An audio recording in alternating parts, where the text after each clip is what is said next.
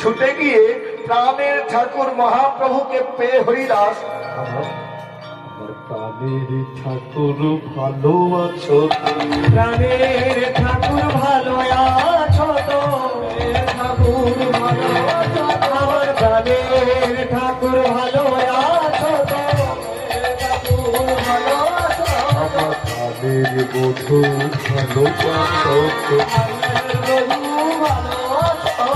হরিদাস, এতদিন পর তুমি এসেছো হরিদাস। আচ্ছা আছে, তোমার বয়স হয়েছে, দেখো প্রতিদিন এই গঙ্গায় স্নান, জগন্নাথের সেবা, এত কিছু তুমি পারবে না।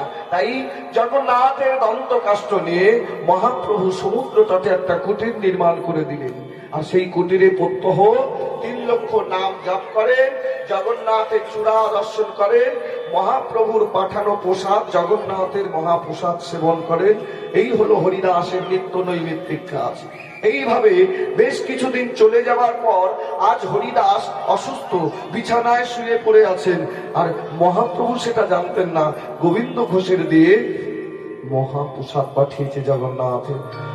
একদিনই গোবিন্দ মহাপ্রসাদ লইয়া, একদিনই গোবিন্দ মহাপ্রসাদ লইয়া, একদিন গোবিন্দ মহাপ্রসাদ লইয়া, একদিনই গোবিন্দ মহাপ্রসাদ লইয়া, একদিন গোবিন্দ মহাপ্রসাদ লইয়া।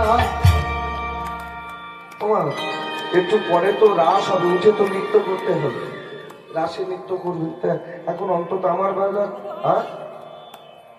একটু করতালি হবে না? না নৃত্য করবেন? নৃত্য হবে, করবেন নৃত্য? হ্যাঁ, আমি চিন্তা করছি আপনারা নৃত্য করতে জানেন কিনা, ওই জন্য চুপচাপ আছেন।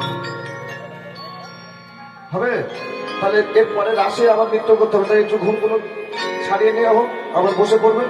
আমারও সময় হয়ে এসছে, অসুবিধা নেই। চলো উঠে পড়ো, অটো থেকে একটু যারা যারা আছে একটু নৃত্য করে নিতে, আবার বসে পড়ো।